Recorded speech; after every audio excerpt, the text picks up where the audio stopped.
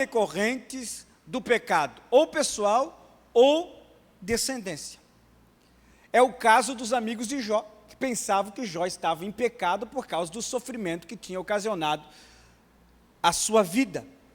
E o interessante é que, ainda sobre este fato, na literatura judaica, a literatura judaica atestava que o pecado podia ser tido cometido ainda no útero da mãe, algo agravante, ou por alguma existência anterior, descendência.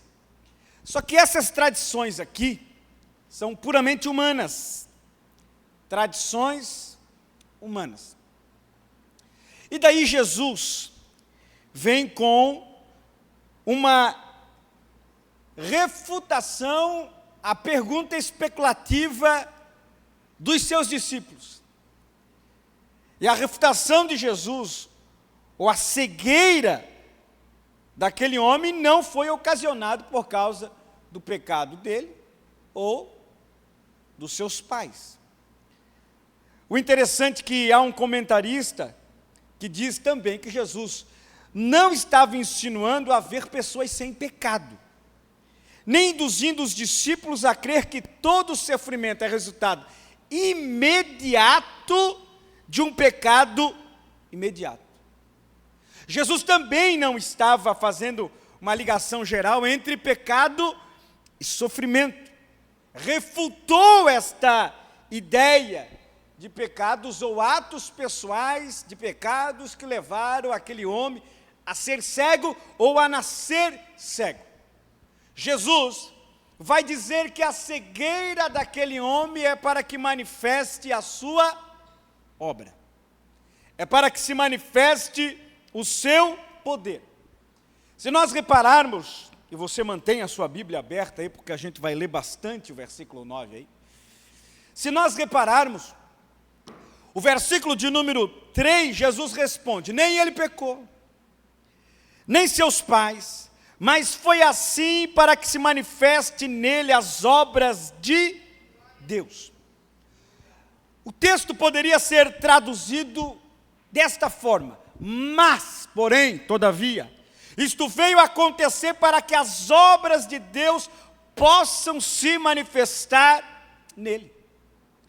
Com esta afirmação, alguns talvez podem trazer uma afirmação errônea, dizendo que Deus é o responsável por trazer o sofrimento humano, dizendo que Deus é o responsável pela cegueira do homem, dizendo que Deus é o responsável pelos pecados dos homens, dizendo que Deus é o responsável pelo sofrimento, pela desgraça humana. E Deus não deve ser considerado culpado pelas desgraças, pelo sofrimento, pelos pecados que os homens cometem. Antes, o homem pecador, orgulhoso, em terríveis dificuldades, é que deve ser resgatado por Deus. É isto, o resgate, a mudança, a transformação deste pecador é que resulta em glória ao nome de Jesus.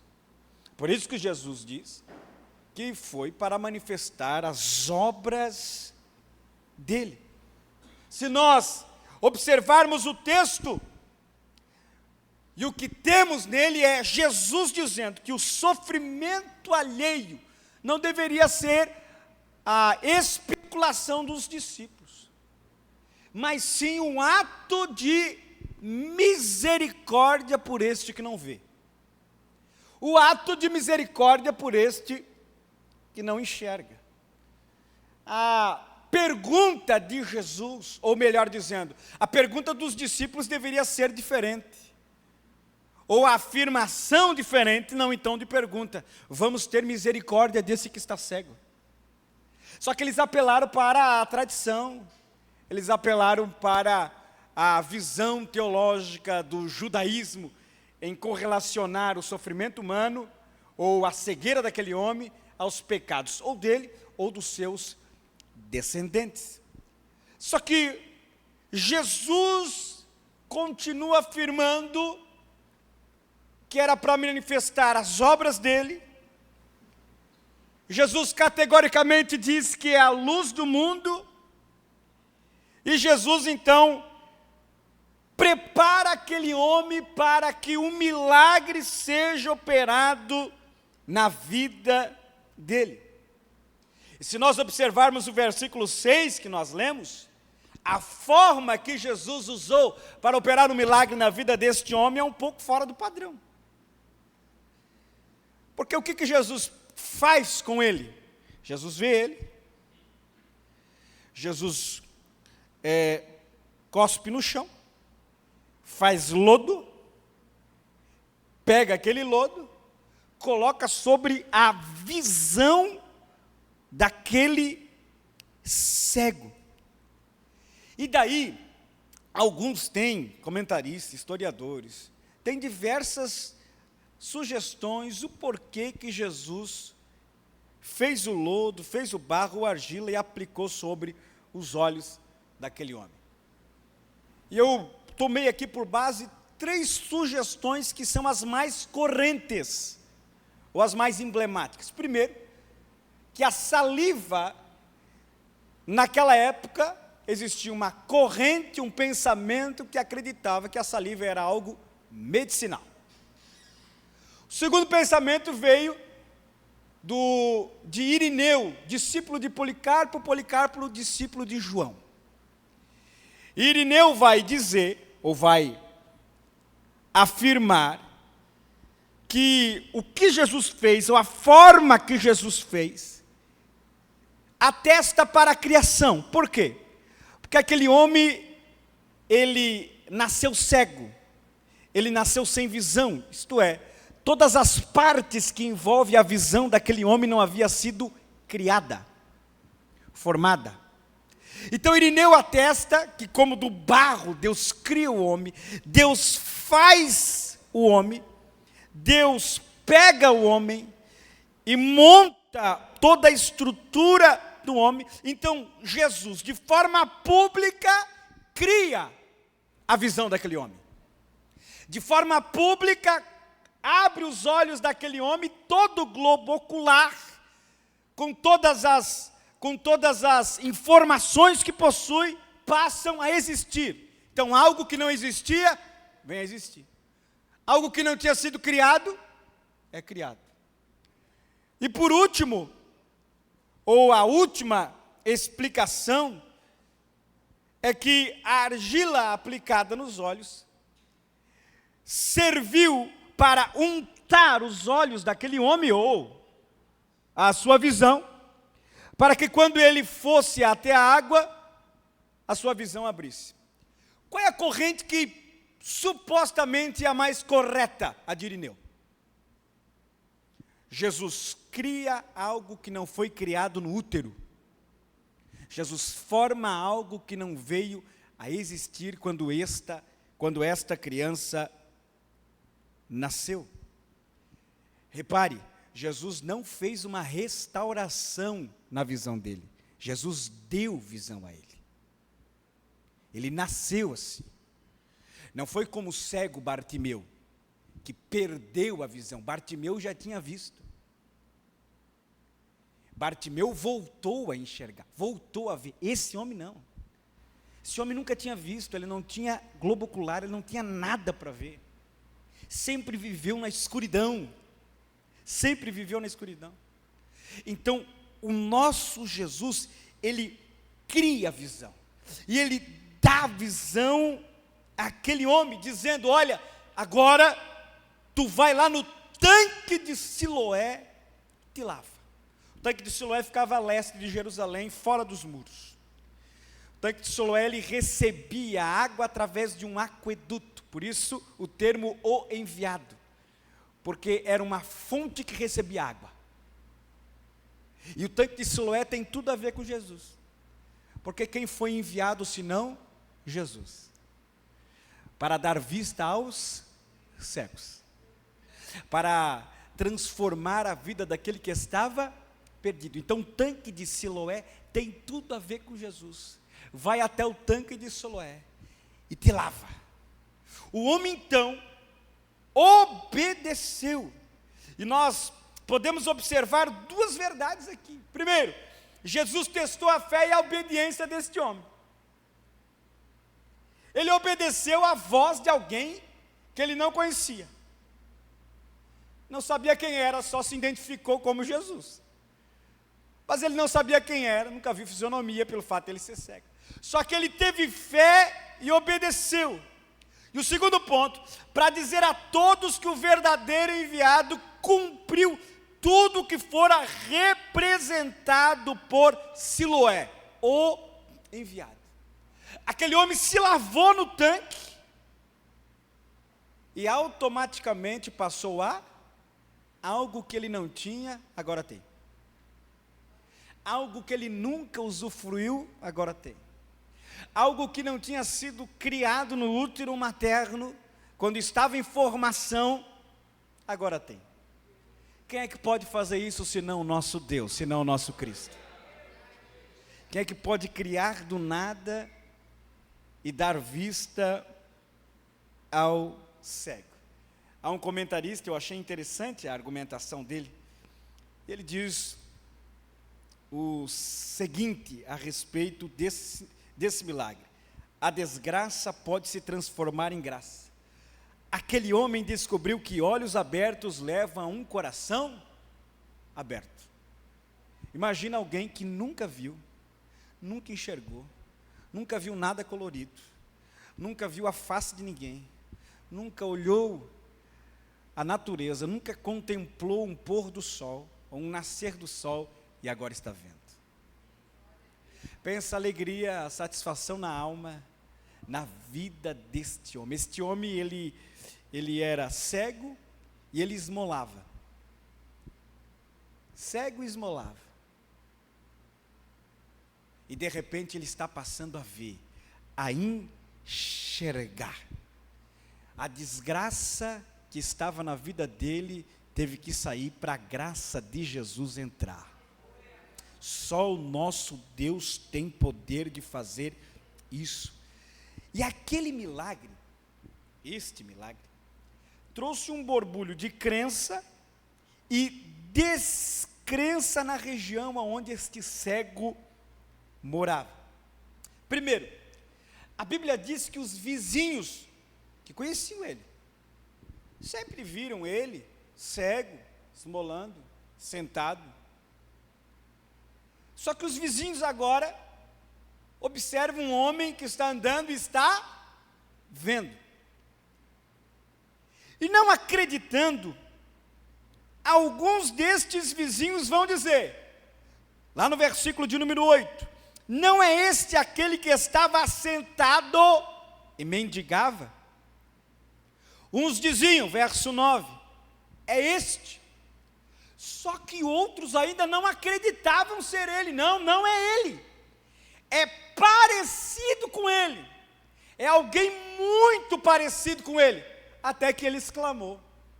Até que ele gritou em alta voz: não, sou eu. Este homem que esmolava, ou este homem que estava cego, assentado, sou eu. Este homem que vocês viram nascer cego, este homem que vocês observaram a minha trajetória de vida cego, e que vocês estão dizendo, parece ser ele, será que é ele? Não, não é nem parece, nem será, sou eu. Eu agora estou vendo, eu agora estou enxergando. Quem foi tocado por Jesus não consegue se esconder. Quem foi tocado por Jesus se manifesta.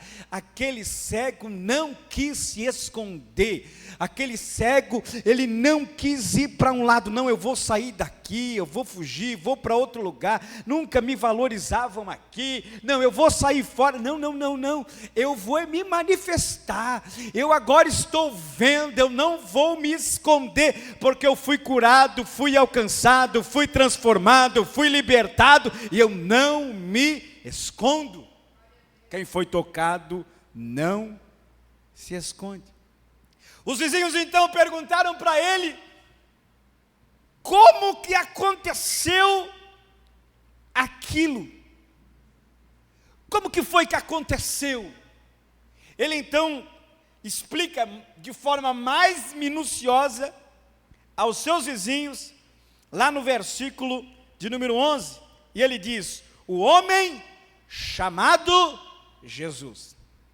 O interessante é que com o passar do tempo você vai ver a mudança de pensamento dele em relação a Jesus. Primeiro, o homem chamado Jesus fez lodo, e untou os meus olhos e disse-me: vai no tanque de Siloé e lava-te. Então fui, e lavei-me e vi.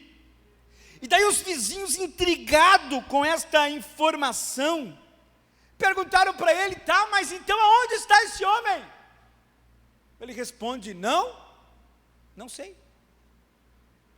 Quando Jesus colocou lodo nos olhos dele, ele ainda não estava vendo.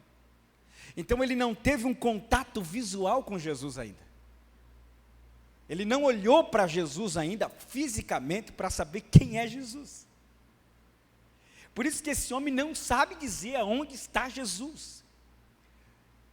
Aonde é que ele está? Não sei. Do versículo 13 até o versículo 34, o que os vizinhos fazem? Nós temos que levar esse homem para ser interrogado. Esse milagre precisa ser interrogado pelos fariseus. Primeiro porque é sábado. Jesus fez uma coisa que não pode fazer: mexer no barro. Fazia parte das 39 tradições que eles colocaram junto à lei. Não pode mexer com barro, não pode mexer com lodo. Opa, Jesus mexeu com lodo em dia de sábado. Outra coisa, Jesus curou em dia de sábado, não pode. Vamos levar aos fariseus e vamos interrogar isso. E o que nós temos é que grande parte dos fariseus nunca abriram os olhos para ver que quem estava na frente deles era o Messias. Enquanto aquele homem estava crendo que o homem Jesus que o curou, fez a obra na sua vida, se aprofundava para com Deus, os fariseus em contrapartida eram mais cegos do que ele. Estavam atolados em trevas espirituais e não conseguiam ver, detectar que o Cristo, o Deus encarnado, estava na frente deles. E os fariseus, eles tentam levar o interrogatório para a parte da descrença. Eles querem fazer com que este milagre seja desacreditado, tanto pelo aquele que foi cego, que é fato comprovado, ele foi curado, tanto por aqueles que estão ao redor ouvindo. E daí nós temos 5 informações importantes acerca da descrença desses fariseus. Primeiro, a descrença gera falsos padrões. Segundo, a descrença sempre quer mais evidência. Mas como assim? Me explica mais. Me fala melhor. Pô, preciso explicar mais do que isso, eu era cego. Estou vendo. Que explicação tu quer mais ainda? O que eu preciso fazer para tu ver que eu fui curado? Terceiro, a descrença realiza pesquisas tendenciosas em bases puramente subjetivas. Quarto, a descrença rejeita fatos. Mesmo eles vendo, eles não queriam acreditar. Quinto, a descrença é autocentrada. Jamais eles iam dar crédito a Jesus pelo milagre que Jesus havia feito. Eles queriam o quê? Desqualificar o poder e o milagre de Jesus na vida daquele homem. Eles queriam interrogar a ponto daquele homem dizer: eu não fui curado mesmo. Não, eu não nasci cego. Só que daí, eles vão perguntar para aquele homem, vão interrogar aquele homem e vão perguntar a ele. Repare aí o versículo de número 16. Então alguns dos fariseus diziam: este homem não é de Deus. Quem que não é de Deus? Jesus. Pois não guarda o sábado. Ora, Jesus é o Senhor do sábado. Diziam outros: como pode um homem pecador fazer tais sinais? Eles tinham Jesus como um homem pecador. E havia dissensão entre eles. Entre eles ainda existia alguns que não concordavam com a informação que eles diziam que Jesus não tinha operado milagre. Havia até briga entre eles, até dissensão entre eles, mas não queriam sair da sinagoga, não queriam ser expulsos da sinagoga, então eles jamais iam afirmar que Jesus é Deus, que Jesus é o Senhor. E daí eles perguntam para ele, ora, tornaram, pois, a dizer ao cego: tu que dizes? Por quê? O cego que agora está vendo, ele vai explicar para esses homens como aconteceu o milagre. O que Jesus fez? A forma que Jesus, de forma mais resumida, mas ele vai explicar. Jesus pegou lodo, blá, blá, blá, blá, blá, blá, me curou. Só que daí eles querem ser mais enfáticos. Tá. Agora diga para nós, aquele que te abriu os olhos, o que tu pensas que ele é? Tu dizes o que acerca dele? Ele foi enfático. O que ele é? Profeta. Pronto. Ele é o quê? Profeta. Não tem argumento com este que está vendo. Ele vai dar resposta na letra. Ele sabe que um homem chamado Jesus curou ele. Só que olha que interessante. Lá no versículo 11, ele vai dizer que um homem, Jesus, chamado Jesus, fez lodo, curou ele. Só que agora este homem Jesus, na mentalidade desse que está curado, não é mais o homem Jesus, é um profeta, é o profeta. A mentalidade desse homem, ela vai acrescentando mais fé e convicção de quem é Jesus na vida dele. Só que eles não estavam contentes com as respostas. E o que eles resolveram chamar? Não, calma lá. Chama os pais dele. Porque os pais dele vão afirmar para nós se esse camarada aí é cego mesmo, nasceu cego mesmo, e se ele realmente foi curado aí por esses que eles falam que é Jesus.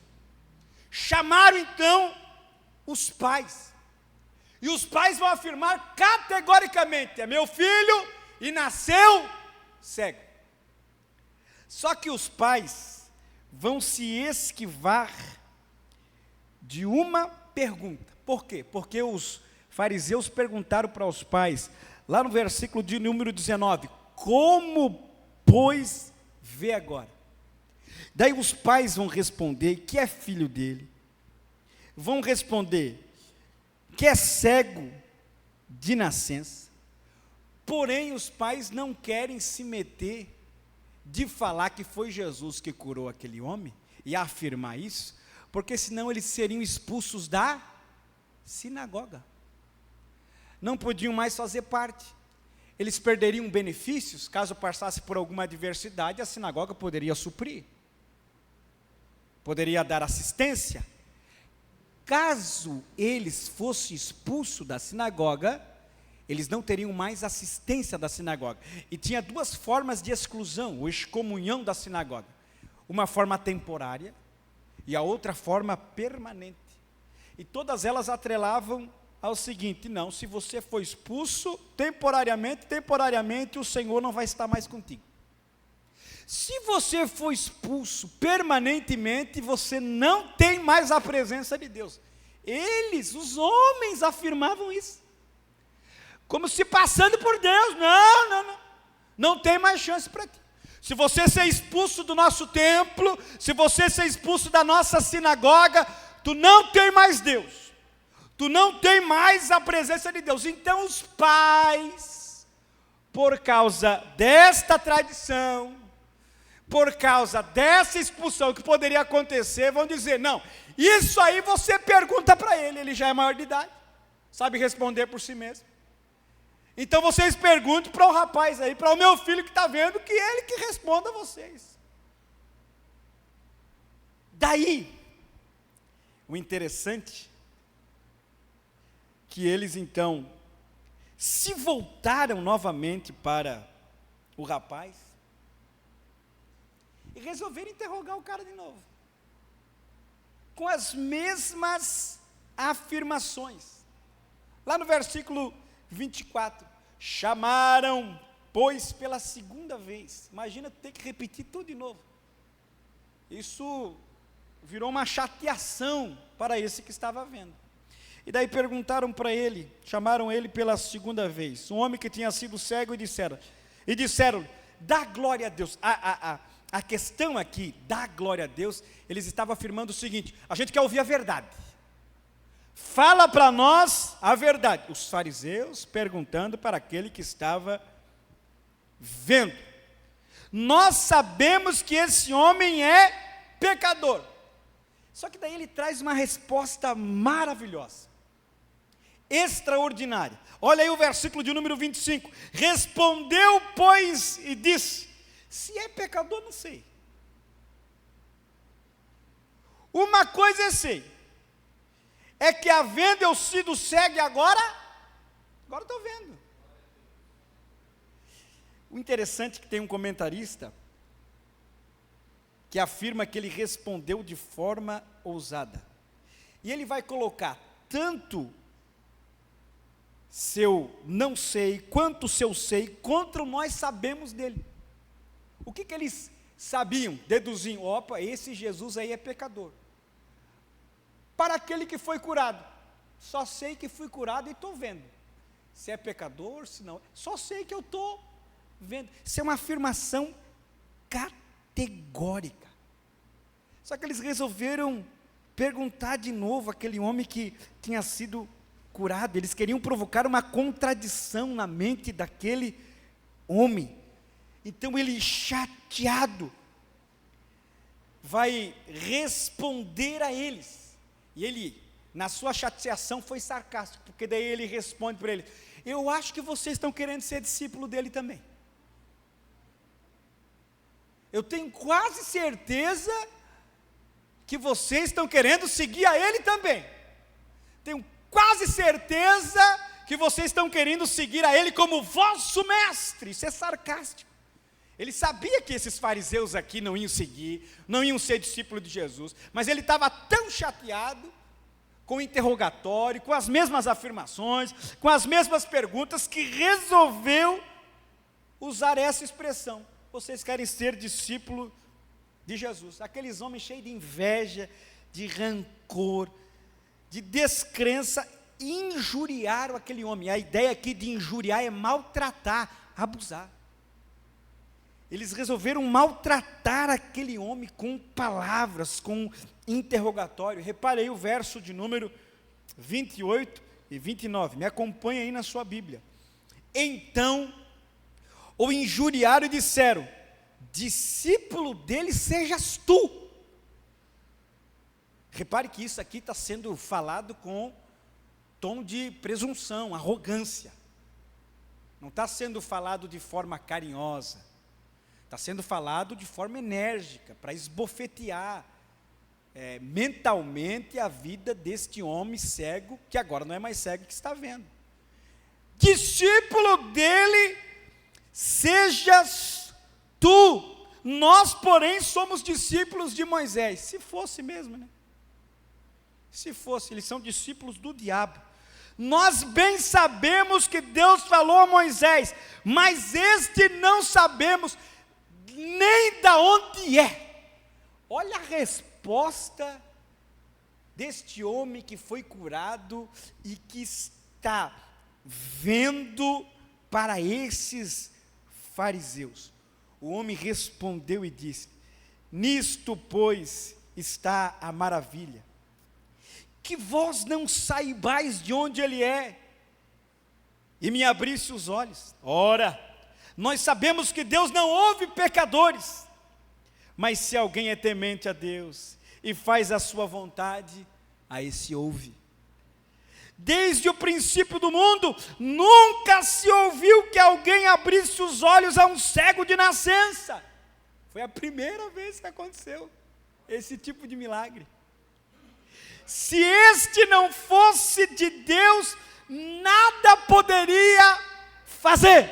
Olha a resposta deste homem curado, da convicção de fé, da convicção que Jesus operou na vida dele, da convicção que Jesus transformou o globo ocular e colocou nele, criou nele os olhos para que ele visse.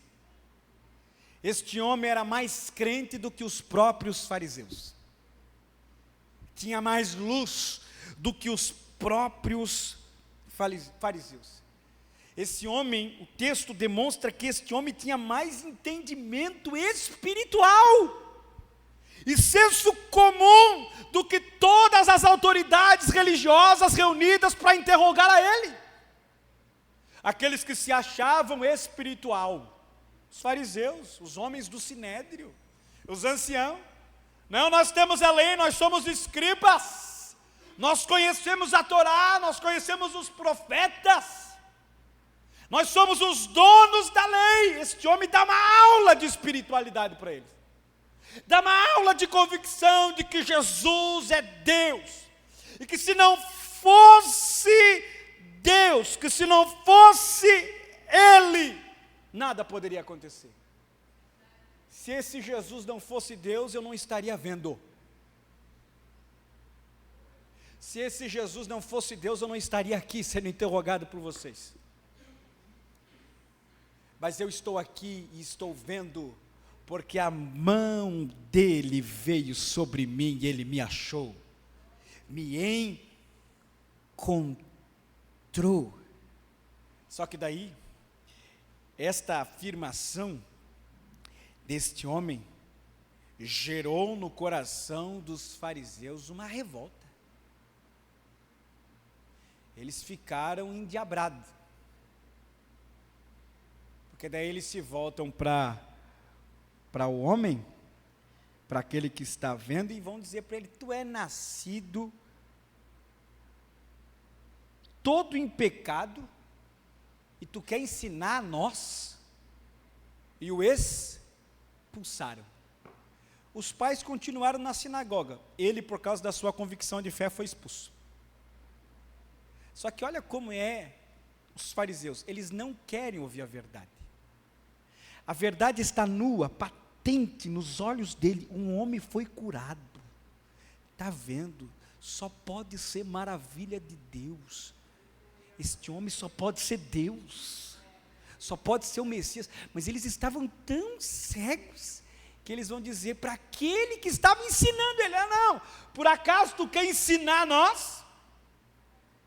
Nós que somos perito, nós que somos mestre, nós que somos formados na lei, na letra, por acaso você quer ensinar a nós? Você que é nascido no pecado, como se eles também não fossem pecadores, como se eles também não tivessem nascido em pecado, como se o pecado de Adão também não veio sobre eles, como se eles fossem os prediletos de Jesus, os santinhos de Jesus que não pecam, que não falham. Mas os fariseus são os que mais pecam, são os que mais ofendem a Deus. Os fariseus são os que mais matam espiritualmente a fé dos irmãos. Os fariseus são os que mais oprimem. Enquanto Jesus está operando, enquanto Jesus está fazendo, enquanto Jesus está curando, enquanto Jesus está dando vista aos cegos, enquanto Jesus está levantando os coxos, os fariseus estão atrás murmurando. Enquanto a obra está avançando, enquanto a obra está evoluindo, tendo sucesso, os fariseus estão atrás questionando: mas não é bem assim. Mas não é bem desse jeito. Enquanto Deus está operando sinais e maravilhas, tem fariseu querendo apagar a nossa fé, tem fariseu querendo destruir a nossa espiritualidade. Mas este homem foi convicto, um homem chamado Jesus me curou. E o que ele é? Ele é profeta na minha vida. Expulsaram ele. Vai-te embora. Estás expulso. permanentemente. Tu não entra mais aqui, Deus não está mais na tua vida. Tá bom. Já estou indo me encontrar com Ele. Verso 35. Jesus fica sabendo que aquele homem tinha sido expulso. E o que Jesus faz? Jesus vai encontrar ele. Vai achar ele. Vai conversar com ele. E o interessante é que Jesus, encontrando ele, pergunta: crês tu, lá no versículo 35, crês tu no Filho de Deus? Jesus sabia que aquele homem tinha sido expulso da sinagoga por causa dele. Jesus sabia que aquele homem não podia mais ter acesso ao templo por causa dele. Só que Jesus foi encontrar aquele homem. Jesus foi encontrar aquele que ele tinha curado. E quando Jesus faz a pergunta a ele, aquele homem responde: quem é ele, Senhor, para que nele creia? Quem é? Quem é esse homem? Para que eu possa crer nele, para que eu possa depositar a minha fé nele, sendo que ele já tinha dado sinais nas suas afirmações, durante o interrogatório, inclusive para os seus vizinhos, de que a fé dele já estava em processo fundamentada diante de Jesus. Só que aquele homem não tinha estado com Jesus ainda. Ele não sabia como é que era a fisionomia de Jesus, e por isso que ele pergunta: quem é, Senhor, para que eu creia nele? E então Jesus se revela àquele homem. E então Jesus vai dizer para aquele homem quem é. Tu já o tens visto. Onde é que tu viu? Quando eu apliquei lodo sobre a tua vista e mandei você se lavar lá no tanque de Siloé. E aquele que mandou você se lavar no tanque de Siloé e que aplicou o lodo na sua vista é o que está falando contigo agora. Jesus foi ao encontro, fique tranquilo. Jesus nunca perde você de vista. Jesus vai ao teu encontro. E Jesus acha, hein? Pensa não que tu consegue dar um perdido em Jesus, que tu não consegue. Jesus te acha. Jesus te encontra. E se preciso for, ele quebra a tua pata como ovelha para te trazer para o aprisco. Porque tu é ovelha, tu não é bode. Ele te arrebenta todo. Te traz para o aprisco todo arrebentado. Mas daí ele cuida das tuas feridas, te dá um banho de óleo, te coloca no aprisco e diz: ei, tu é ovelha, fica aqui dentro do aprisco, porque fora dele tu corre perigo. Jesus te encontra. Jesus te acha. E olha só que algo extraordinário. Aquele homem então, ele vai dizer para Jesus: creio, Senhor. O interessante é que lá no versículo 11, ele diz que Jesus é o homem Jesus, aplicou lodo, fez a obra na minha vida. No versículo 17, quem ele é para você? Profeta. Agora no versículo de número 38, o que ele é para você? Ele é o meu Senhor. Olha o processo de edificação, de construção de fé na vida deste homem. Ele vai reconhecer que este que está na frente dele, que agora ele está o vendo, não é apenas o Cristo que o curou, não é apenas aquele que deu vista para que ele pudesse enxergar e ver, já que ele era cego de nascença. Agora, este homem tem este Jesus como o Senhor da sua alma, da sua vida, do seu coração. Ele percebe que a expulsão do templo o levou à presença daquele que é o Senhor do templo, daquele que habita aí dentro de você, daquele que habita aí dentro da sua alma, e então ele se prostra e adora ao Senhor. E o fato deste homem adorar envolve não apenas a adoração pelo fato de Jesus ter o curado. Ele não reconhece Jesus apenas como aquele que o curou e não adora a Jesus só por esse fato extraordinário, mas ele adora Jesus por aquilo que Jesus é na sua vida, por aquilo que Jesus é na sua alma. Jesus deu visão para ele, ok. A cura foi extraordinária, ok. Jesus tocou nele, ok. Só que Jesus é mais do que apenas aquele que o curou. Jesus é aquele que salvou a sua alma e se tornou Senhor da sua vida. E por isso que ele o adora. Ele adora ao Senhor por aquilo que ele é. Senhor da sua alma, Senhor da sua vida. Se coloque de pé. Ele adora ao Senhor por aquilo que ele é. Ele é Deus, meu Senhor, meu Salvador, meu Redentor, aquele que me justificou, aquele que me alcançou. Ele é o Senhor da minha alma.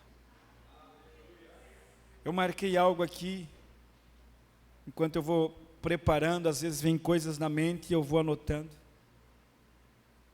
E fique com esta palavra ao seu coração: ninguém consegue tirar isso de nós. Podem tentar nos desqualificar e colocar dúvida naquilo que o Senhor fez em nós, e nos expulsar como fizeram com este homem. Mas ninguém tira de nós aquilo que Ele fez por nós, e aquilo que Ele é em nós, Senhor da nossa alma.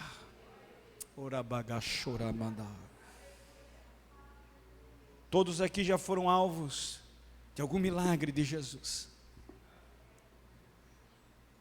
Todos aqui já foram alvos de algo extraordinário que Jesus fez na sua saúde. Talvez alguns podem até dizer: eu estava desenganado, a medicina me desenganou, mas Jesus foi lá e resolveu tocar, colocar a mão e me curou. Mas Ele não é apenas aquele que me curou. Eu não adoro a Ele por aquilo que Ele fez na minha vida, porque Ele é muito mais para mim do que apenas alguém que me curou. Ele é o meu Senhor, o dono da minha vida, aquele que habita na minha alma, aquele que faz parte do meu ser, aquele que habita em mim. Eu sou o templo, morada do seu Espírito Santo. Então eu posso enfrentar o que for, nada vai tirar essa convicção de fé. Eu posso ser interrogado, pode me injuriar, mas nada tira da minha mente aquilo que Ele é na minha vida. Ele é o meu Senhor, Ele já fez muitas coisas por mim, Ele já me curou, me transformou, fez algo extraordinário na minha vida e ainda continua fazendo, porque Ele cuida de mim em todas as áreas da minha vida. Mas eu tenho uma convicção firmada nele: Ele é o Senhor da minha alma.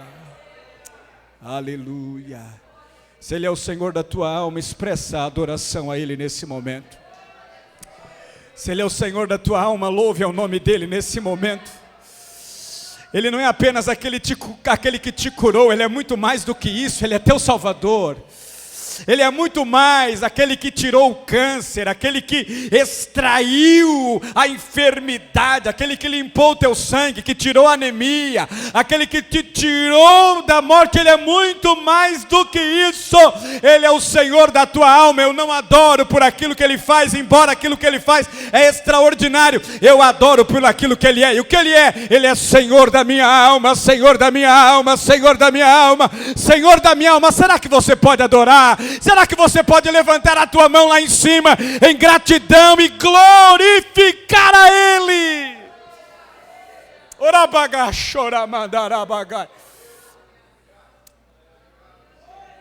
Oh, eabaxoia, erebagachura, bacachorimigabaxoia. Ah, Ele é o meu Senhor, Ele é o meu Senhor, Ele é o meu Senhor, Ele é o meu Senhor, Ele é o meu Senhor. Pode ser que Ele te cure aqui hoje, porque há poder no nome de Jesus para curar as tuas enfermidades, e nós vamos orar por cura aqui nesta noite. Mas se Ele não curar, se eu for para casa ainda com esta enfermidade, nada tira a minha convicção de fé. Ele é o Senhor da minha vida, Ele é o Senhor da minha vida, Ele é o Senhor da minha história. Aleluia, aleluia. Eu quero orar por você nesta noite que está enfermo. Nós vamos orar, vamos ungir você. Alguém enfermo, chegue aqui à frente, por bondade. Se há algum irmão enfermo, eu quero orar por você. Temos algum irmão? Venha à frente, vamos orar por você. Vamos impor as mãos. Eu, pastor Denilson, chamo aqui o pastor Osvaldo, pastor Josemar também. Me ajude para que possamos, presbítero, irmão Jorge, me ajude. É noite de cura, é noite de cura. Jesus quer curar você, mas muito mais do que isso, Ele é o Salvador da tua alma. Ele é o Salvador da sua vida. Ele te salvou, te deu um banho de sangue, te purificou de todos os pecados. Eu não sei, eu só sei que Ele me curou. Estão tentando apagar a nossa fé. Estão tentando questionar o milagre que aconteceu na sua vida. Não adianta, é fato comprovado. Jesus operou um milagre, Jesus fez um sinal. É declarativo isso na sua alma, é declarativo isso no seu coração. Jesus operou um milagre, mas Ele é muito mais do que aquele que opera milagre. É Salvador, é Senhor da tua alma. Pai, nós oramos neste momento, e aqui estão os meus irmãos. Alguns irmãos que estão enfermos, e nós cremos em milagre, porque Tu és um Deus de milagre, assim como esses irmãos que aqui estavam, ou este cego que enxergou, voltou a ver, foi curado, assim como aquele paralítico do tanque de Betesda foi curado, assim como o cego Bartimeu foi curado, assim como a mulher do fluxo de sangue foi curado, assim como aquele homem que estava na porta formosa voltou a andar, assim como o Senhor operou sinais, prodígios e maravilhas da igreja primitiva e no Teu tempo, quando Tu estava nesta terra, Tu ainda é o mesmo. Hebreus diz que Tu é o mesmo ontem, hoje, eternamente. E eu creio em milagre, eu creio em cura, nervos, ossos, coluna, sangue, olhos, aonde for a enfermidade alojada, em nome de Jesus, em nome de Jesus, nós repreendemos da autoridade que há no Teu nome. Os Teus servos estão impondo as mãos, e nós cremos no milagre, nós cremos da cura, nós cremos da cura, e eles creem que Tu és um Deus que cura, mas muito mais, eles creem que Tu és o Senhor da vida deles, o dono da alma, e que tem todo o poder centrado em Suas mãos. Nós oramos e determinamos na autoridade e no poder do Teu nome a cura sobre a vida dos Teus filhos, em nome de Jesus, em nome de Jesus, em nome de Jesus, em nome de Jesus. De Jesus, o Rei dos Reis, breve o reino deste mundo seguirão a Sua lei. Os sinais da Sua vinda, mas se mostram cada vez vencendo em Jesus. Cante, meu irmão, glória. Glória, glória, aleluia. Glória, glória, aleluia. Glória, glória, aleluia. Vencendo, vem Jesus. Você é grato a Deus pela Sua palavra? Você vai para casa hoje